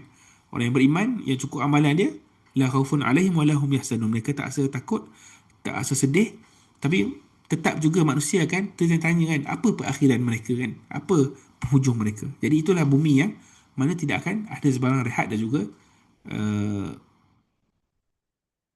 tidur pada waktu itu. Okay. Okay, seterusnya, bahagian seterusnya ialah Allah Subhanahu Wa Taala memberikan kepada kita contoh untuk manusia yang mana tidak mengambil ataupun tidak mendapat manfaat daripada peringatan kezaliman Firaun pada ayat yang ke-15 hingga 26. Jadi dalam ayat 15 hingga 26 ni kita akan nampak ada dua perkara yang bertentangan. Yang pertama ialah pendekatan Nabi Musa, yang mana Nabi Musa ialah memberikan tazkiyah, ajakan yang lembut untuk mensucikan diri. Kemudian kita dapat lihat apakah reaksi Firaun, yang mana dia memilih untuk berpaling dan mendustakan kebenaran dan pilih untuk membuat satu kerosakan yang besar. Dan kemudian Nabi Musa terangkan kepada dia, uh, nak ke ditunjukkan jalan yang benar, hidayah menuju Allah SWT. Tapi respon Fir'aun adalah Fir'aun menolak dakwah itu dengan kerahkan manusia kan untuk berkumpul dan juga untuk melawan Nabi Musa AS. Dan dakwah Nabi Musa ni akan mengajak kepada rasa khasyah, iaitu rasa takut kepada Allah, rasa gentar kepada Allah, dan kesombongan Firaun berakhir dengan dakwaan dia terhadap sifat dia, iaitu dia sebagai Tuhan kan. Yang mana akhir sekali Allah SWT berikan nakal ialah hukuman pengajaran di dunia juga di akhirat kan. Jadi ini yang kita dapat lihat dalam ayat yang ke-15 hingga 26 secara umumnya. Ada pendekatan Nabi Musa, dakwah Nabi Musa, dan juga ada reaksi Firaun terhadap dakwah itu. So kita akan go through satu persatu insya-Allah. Kita teruskan lagi insya-Allah. So ini adalah perkara yang mungkin kebanyakan orang ialah perkara yang baru disertai, baru difahami atau baru didengari, dan insya-Allah boleh dengar balik semula nanti rakaman untuk lebih memahami apa yang disampaikan kalau terlalu padat dan juga terlalu banyak maklumatnya. Okey, jadi kata Syed Kutub rahimahullah, bila kita masuk ke bahagian ini, kita akan dapat lihat irama ataupun rentak ayat itu menjadi tenang sedikit kan. Kalau kita baca pada awal tadi, irama ataupun rentaknya ialah rentak yang laju, rentak yang tegas, yang menakutkan, yang membimbangkan. Tapi bila masuk ke bahagian ni, letaknya menjadi lebih lembut sedikit, lebih tenang sedikit dan sesuai dengan suasana cerita yang nak disampaikan. Ha. Sebab apa? Sebab di sini akan masuk ke bahagian cerita kan. Jadi bila cerita, suasana ataupun uh, gayanya perlu dibezakan kan. Kalau permulaan tadi cepat dan juga pantas, cerita dia perlu mengambil masa, ada soalan, ada dialog dan juga ada pengajarannya. Okay, jadi yang pertama sekali dalam ayat ni, iaitu ayat 15 ialah Allah tanya kepada Nabi Muhammad SAW, Hal ataka hadithu Musa? Apakah telah sampai kepadamu, wahai Nabi Muhammad SAW, kisah tentang Nabi Musa AS? Jadi soalan ini ditujukan kepada Nabi Muhammad SAW sebagai persediaan dan juga uh, istifham, iaitu persoalan kepada baginda supaya baginda bersedia untuk mendengar dan juga merenungi kisah. Kan? So ini cara Quran untuk menarik perhatian, yang mana Quran tanya kepada Nabi Muhammad SAW, pernah tak sampai kepada kau yang Muhammad cerita tentang Nabi Musa AS? Dan kalimah yang digunakan ialah hadis. Yang mana hadis ni digunakan untuk suatu peristiwa yang benar-benar berlaku. Hadis. Hadas yang berlaku. Yang mana hadis ni adalah peristiwa yang benar-benar berlaku. Yang menunjukkan peristiwa itu bukanlah rekaan kan. Jadi dimulakan dengan tanya. Tanya Nabi Muhammad SAW. Wahai Nabi Muhammad, adakah pernah sampai kepada engkau cerita tentang Nabi Musa ni? Kalau tak sampai, bersedialah untuk dengar cerita ini. Seolah-olah ini adalah kali pertama cerita disampaikan kepada Nabi Muhammad SAW. Dan cerita ini juga menjadi penghibur dan penenang Nabi Muhammad SAW dalam berhadapan dalam ancaman orang musyrikin, yang mana orang musyrikin ni mereka taklah lebih kuat daripada Fir'aun pun. Fir'aun lagi kuat daripada mereka, tapi akhirnya Fir'aun hancur kerana menolak kebenaran. Apatah lagi lebih mudah untuk Allah hancurkan musyrikin Quraisy yang bukanlah kata apa, rakyat ataupun penduduk yang ramai, yang ada tamadun yang besar. Mereka ialah golongan yang berada di padang pasir. Lagilah mudah Allah untuk hancurkan orang yang ingkar. Okay.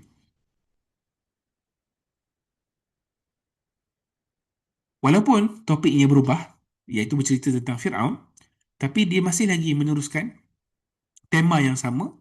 Apa tema yang kita sebutkan tadi? Iaitu memberikan peringatan kepada orang yang ada persediaan untuk mengambil peringatan. Ha. Walaupun uslubnya berbeza, caranya berbeza, tapi sebenarnya dia menyampaikan perkara yang sama, iaitu peringatan kepada orang yang bersedia untuk mengambil peringatan. Okay.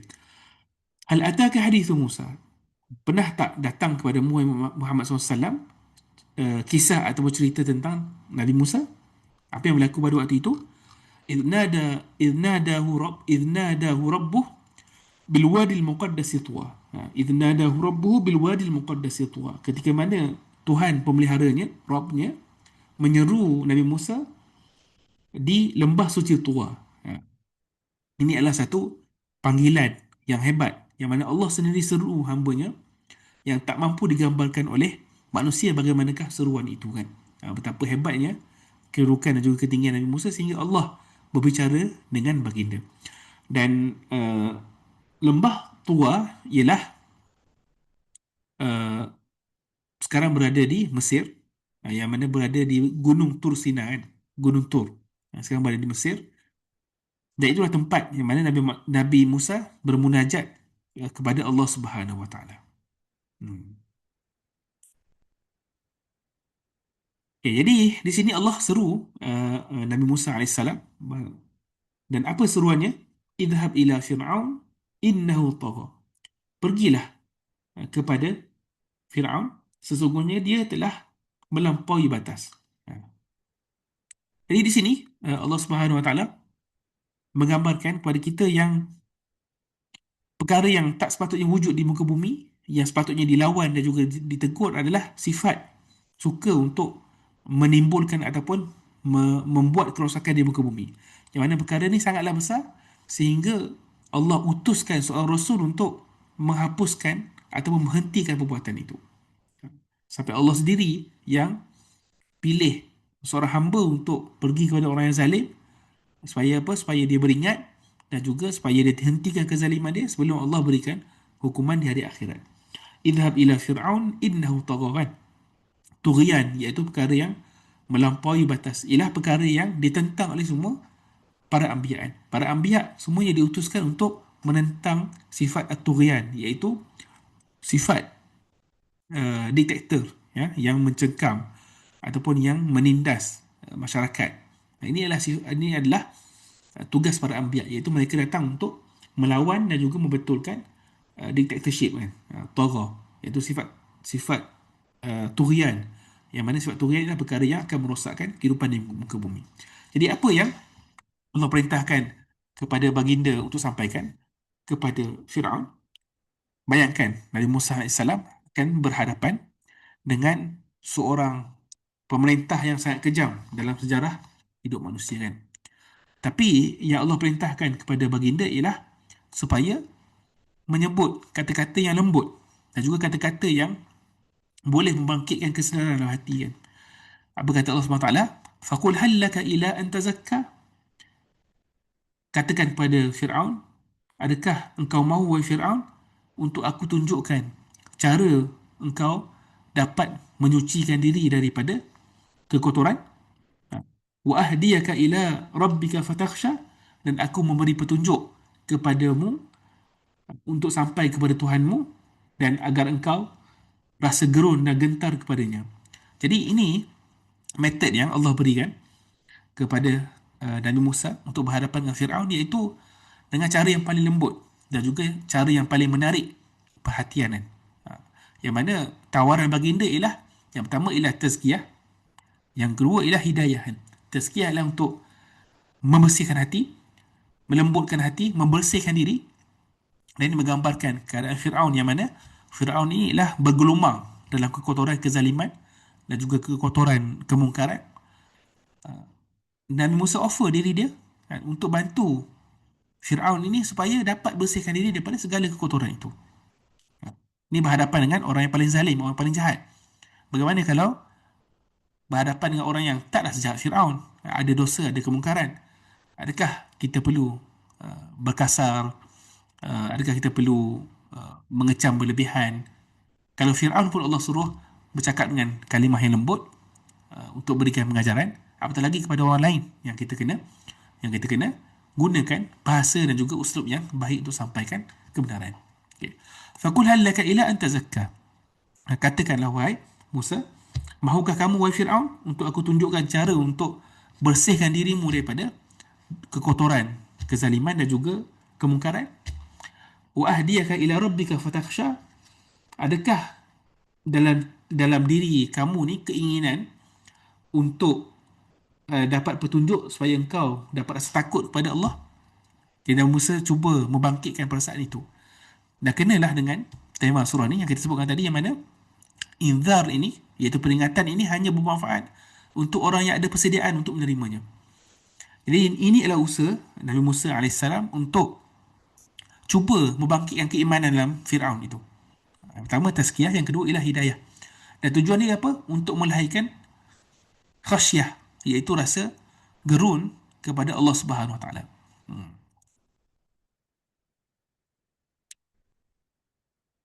Dan menarik disebut di sini adalah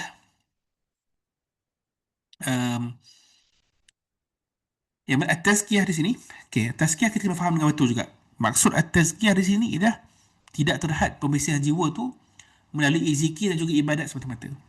Kadang-kadang bila kita sebut tentang penyucian jiwa, kan, apa yang kita bayangkan adalah penyucian jiwa ni mestilah dengan zikir dan juga dengan ibadat yang luaran.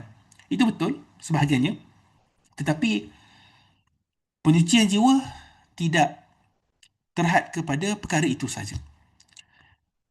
Dan penyucian jiwa ni bergantung kepada realiti orang itu sendiri.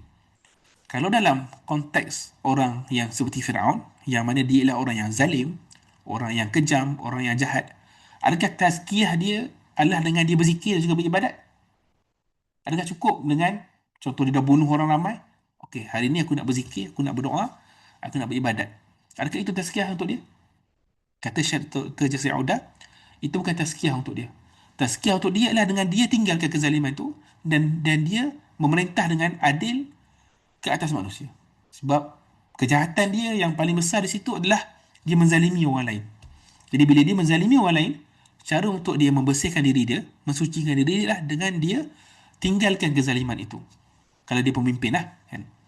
Jadi apa yang berlaku dalam dunia kita sekarang ni, keterbalikan nilai itu. Yang mana seorang yang jahat, yang zalim, dia tak berhenti berbuat kezaliman itu sebab dia rasa cukup. Okey, aku akan berzikir hari ini. Aku akan pergi masjid solat berjemaah. Dan masa sama dia menzalimi orang lain. Dia menindas orang lain. Dia buat jahat pada orang lain. Itu adalah tazkiyah ataupun penyucian yang tak jujur. Ha. Sebab apa? Sebab tak kena dengan realiti hidup dia. Kalau dia orang yang zalim ataupun orang yang jahat. Jadi apa yang dia kena buat adalah betul, berzikir juga, berdoa juga, beribadat. Tapi lihat kan, apa kesan tazkiyah tu kepada orang lain juga yang dia kena buat. Kalau Fir'aun sebagai pemimpin yang sangat jahat, sangat zalim, tazkiyah untuk dia adalah dengan dia tinggalkan kezaliman itu. Itulah yang sebetulnya. Kalau tak, dia akan jadi satu dakwaan yang palsu semata-mata, ataupun sekadar lakonan sahaja kan. Ataupun sekadar untuk orang kata apa, untuk cover je dosa-dosa yang dia buat tu. Contohnya dia berzalim pada orang, okay, tak apalah, aku sedekah sikit duit untuk tutup perkara tu. Salah itu. Tazkiyah yang sebetulnya adalah dia kena tinggalkan kezaliman dia, dia kena buat baik dengan orang, dan itu adalah tazkiyah untuk dia. Okay, jelas eh? Okay.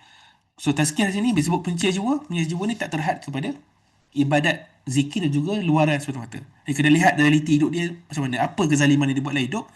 Itu adalah bentuk tazkiyah yang dia kena buat, iaitu bersihkan diri dia daripada kezaliman itu. Ini bergantung pada setiap orang. Setiap orang masing-masing dia ada perkara yang dia buat. Jadi untuk merubah diri, untuk membersihkan diri ialah dengan meninggalkan sesuatu yang haram ke ataupun sesuatu yang salah itu. Okey, jelas eh? Okey, sekarang pukul apa? Oh, lama. Pukul setengah. Okey, baru separuh. Okey. Wa ahdiyaka ila rabbika fatakhsha. Okey, di sini saya cuba ringkaskan. Uh, apakah manfaat daripada hidayah yang Nabi Musa nak tunjukkan kepada Firaun? Kesan dia adalah engkau akan timbul dalam hatimu rasa gentar kepada Allah Subhanahu Wa Taala. Sebab untuk orang yang melampaui batas ini, ubat ataupun penawar kepada sifat melampaui batas dia adalah dengan dia bina semula ataupun hubungan dengan Allah, dengan kenal semula Allah, dan bina rasa takut terhadap azab Allah Subhanahu Wa Taala untuk orang yang melampaui batas ini. Sebab kata Syed Kutub, seseorang tu hanya akan melampaui batas dan juga melanggar segala perintah Allah apabila dia jauh daripada Allah. Dan itu akan menyebabkan hati dia tu sesat dan juga hati dia akan keras dan juga rosak. Jadi apa yang berlaku kalau seseorang itu dapat hidayah, dia akan rasa gerun dan juga gentar kepada Allah Subhanahu Wa Taala. Jadi sini kita kena bezakan juga antara dua perkara, iaitu antara khauf dan juga khasyah.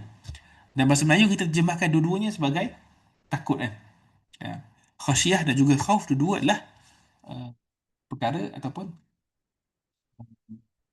yang kita terjemahkan sebagai takut kan. Tapi ada beza antara khasyah dan juga khauf. Okay. Al-khauf, kata Syekh Dr. Jasir Audah, al-khauf adalah rasa takut ataupun rasa berhati-hati terhadap sesuatu yang berbahaya yang akan berlaku. Okay. Itu ialah khauf. Kalau kita takut kepada satu benda yang bahaya yang akan berlaku pada diri kita, itu dinamakan sebagai khauf. Kalau kita ada satu perasaan lagi, iaitu khasyah. Khasyah ni adalah rasa keagungan ataupun rasa kebesaran hati terhadap apa yang ditakuti. Okay. Kalau khauf, kita rasa takut semata-mata kan. Kita anggap itu bahaya. Okay. Kalau khasyah, dia rasa takut juga, cuma dia rasa mengagungkan sesuatu yang ditakuti itu.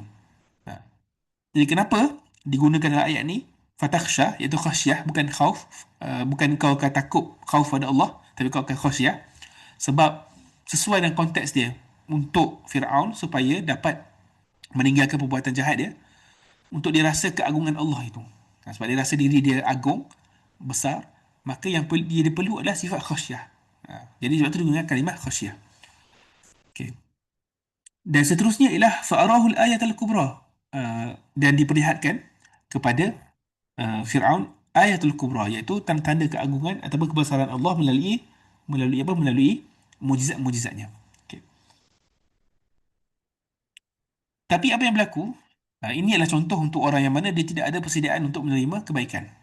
Apa yang berlaku adalah fakadzdzaba wa asah. Dia memilih untuk mendustakan dan dia memilih untuk bermaksiat, untuk menolak ataupun untuk melanggar perintah Allah Subhanahu Wa Taala. Hmm. Okay. Dan dengan sepantas itu, Quran menggambarkan perakhiran dakwah ataupun nak menunjukkan betapa tidak bermanfaatnya dakwah kepada Firaun, yang mana panjang kan. Faqul hal laka ila an tazakka, tanya adakah engkau ni nak sucikan diri. Tanya lagi adakah engkau nak aku berikan tunjukkan petunjuk supaya kau dapat rasa takut. Dan ditunjukkan ayat Al-Kubra kan. Ayat Al-Kubra ni segala mukjizat yang Nabi Musa ada. Tapi apa yang berlaku ialah fakadzdzaba wa asa. Sepantas itu Firaun menolak dan juga mendustakan kebenaran. Dengan ringkas dan juga padat Allah gambarkan perkara itu berlaku. Okey. Thumma adbara yas'a. Dan kemudian uh, dia berpaling dalam keadaan dia berusaha untuk menentang Nabi Musa alaihissalam. Kan? Dia bukan sekadar tak terima. Okey, tak terima satu, kemudian dia berpaling, tinggalkan Nabi Musa. Ingatkan habis kat situ. Rupanya dia merancang satu perkara lagi, iaitu untuk menentang Nabi Musa alaihissalam. Yang mana dalam ayat yang lain kita akan dapat lihat yang mana Firaun kumpulkan ahli sihir untuk buat pertandingan dan untuk mengalahkan Nabi Musa alaihissalam. Dan kalimah adbara dipilih di sini untuk menunjukkan betapa manusianya Firaun, sedangkan dia mendakwa diri sebagai Tuhan. Sebab kalimah adbara, kata Syekh Dr. Jasir Audah, menunjukkan sifat manusia dia. Sebab adbara ialah membelakangkan duburnya, iaitu berpaling lah kan. Ini adalah nak menunjukkan kehinaan dia dan juga nak menunjukkan dia ni manusia je, seperti mana orang lain juga. Kalau dia berpaling, dia tunjukkan bahagian belakang dia kan, belakang atau punggung dia. Jadi itu nak menunjukkan dia ni manusia. Jadi kalimah dipilih adalah summa adbara yas'a kan. Kemudian dia berpaling dan juga dia berusaha untuk mengalahkan Nabi Musa. Fahasyara fanada. Dan dia kumpulkan manusia, kerahkan manusia, kumpulkan ahli sihir dan juga orang ramai, dan dia menyeru. Kan?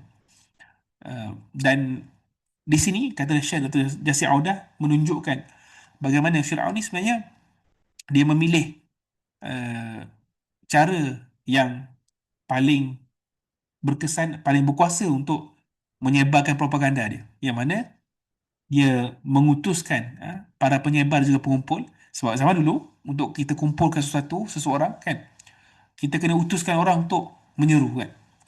Jadi untuk berikan sebab kenapa perlu dikumpulkan. Kalau tengok cerita-cerita yang lama kan, kita boleh tengok movie dan sebagainya, akan datang orang kata apa, utusan dari raja bawa kertas, dia akan baca kan. Dia akan baca naratif dia apa, kenapa kena berkumpul, apa hukumannya, apa yang berlaku. Jadi Firaun dalam ayat ni sebenarnya, dalam kalimah fahasyara fanada ni, nak menunjukkan betapa dia ni adalah orang yang cuba mengawal naratif itu, cuba nak mengawal kata apa, media massa itu, dengan mengutuskan orang yang sebarkan berita supaya berkumpul. Jadi di sini kata Syekh Dr. Saudah, orang-orang yang zalim ini, orang yang diktator ni, sebenarnya mereka ni tak mampu untuk buat semua benda sendiri. Mereka ada orang yang menjadi rakan kongsi mereka, yang bersubahat dalam menyebarkan propaganda terhadap orang lain. Ini dari sudut tadaburnya, yang mana orang yang zalim ni sebenarnya dia tidak bersendirian. Dia ada orang sekelilingnya yang menyokong dia, yang membantu dia untuk menyampaikan propaganda yang dia nak sampaikan kepada orang. Dan apa disampaikan kepada orang bila orang semua berkumpul? Inilah kata-kata yang sangat dimurkai oleh Allah Subhanahu Wa Taala. Faqala ana rabbukumul a'la. Dia kata apa? Dia kata, aku ialah Tuhan kamu yang tertinggi. Dia kata apa? Aku ialah Tuhan pemeliharamu yang paling tinggi. Dan di sini satu poin yang menarik yang disebutkan oleh Syed Qutb adalah si zalim ini, iaitu Firaun ini, dia mengucapkan kata-kata kufur ni kenapa? Kenapa dia boleh kumpulkan semua orang dan juga dia boleh ucapkan kata-kata seperti ini? Sebab apa? Sebab kata Syed Qutb, Firaun ni sebenarnya dia pun tertipu oleh kelalaian rakyatnya dan juga kepatuhan dan juga ketundukan mereka terhadap Firaun. Okey.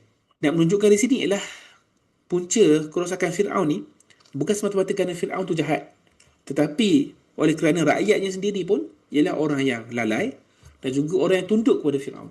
Orang yang tak boleh berfikir, orang yang tak boleh bersuara, orang yang tak boleh menilai pun. Dan kata Zaid Kutub, tidak ada yang menipu para diktator ataupun orang yang zalim ni melainkan seperti bukan dia kata macam ni, dia kata tidak ada sesuatu pun yang menipu para diktator ini seperti mana kelalaian rakyat dan juga kehinaan mereka dan ketaatan dan ketundukan mereka. Tidak ada perkara yang menipu seorang atau memperdayakan seorang diktator ni melainkan kelalaian rakyat dan juga kehinaan mereka kan. Si diktator itu hanyalah seorang individu kan. Hanyalah seorang individu yang sebenarnya tak ada kekuatan dan kekuasaan pun. Orang ramai, rakyat dia tu sebenarnya lagi kuat daripada dia. Kalau rakyat tu nak membahayakan dia, diktator tu, mereka boleh buat. Boleh seret diktator tu, boleh tarik diktator tu. Tapi apa yang berlaku adalah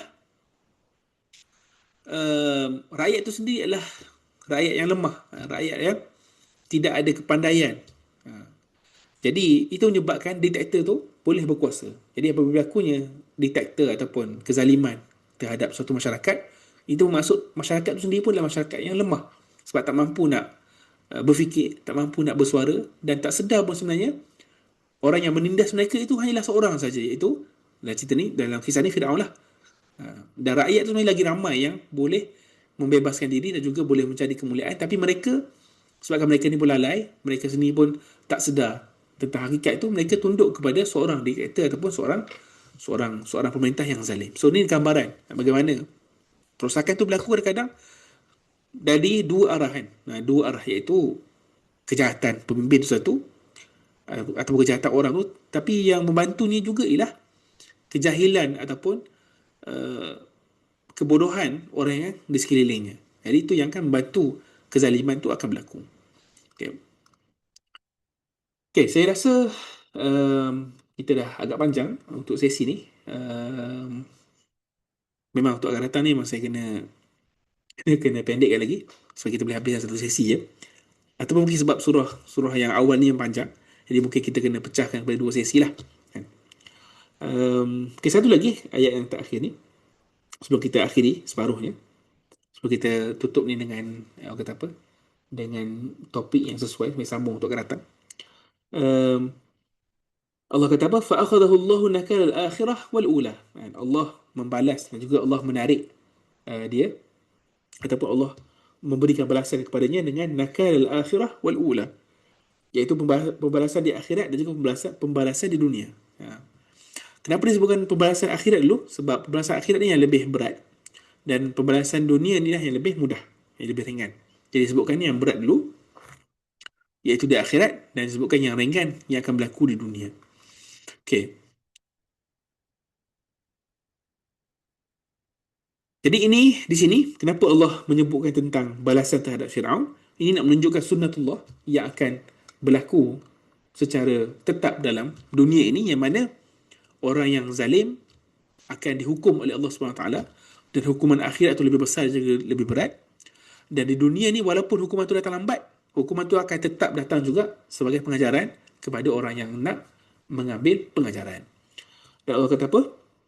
Inna fi dhalika la'ibratan liman yakhsha. Sekali lagi diulang kalimah yakhsha di sini kan. Tadi takhsha, ni yakhsha.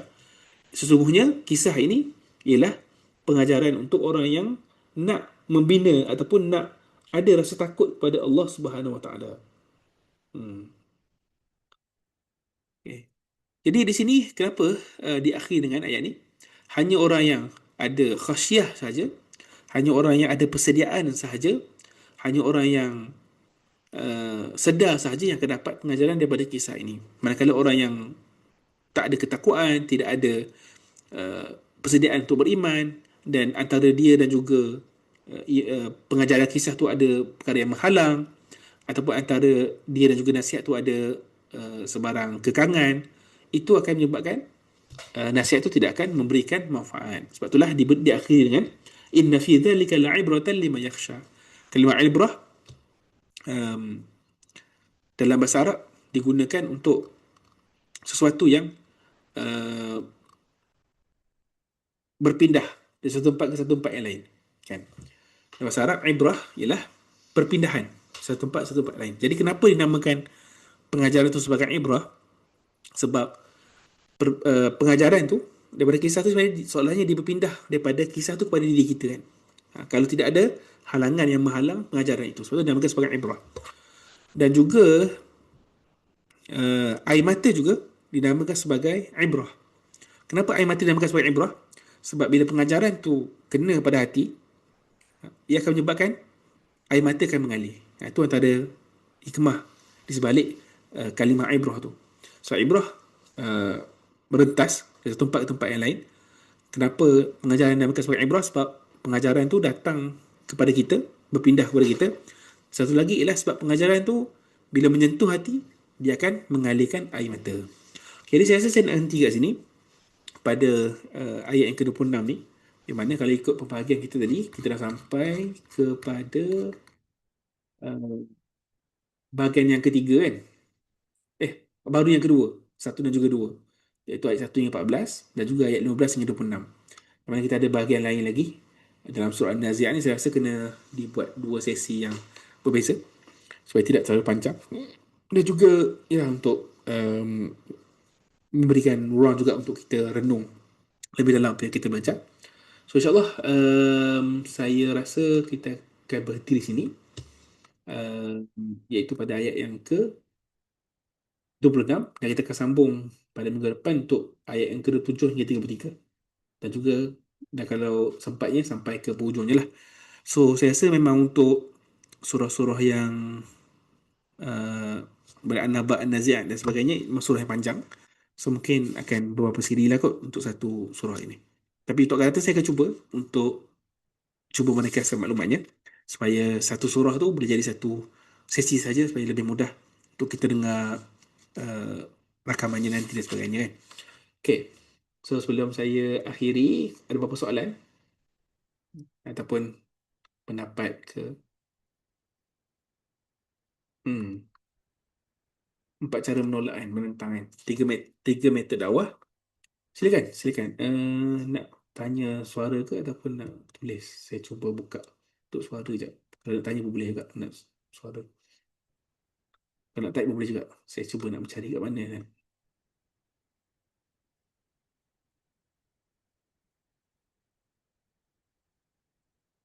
Hmm,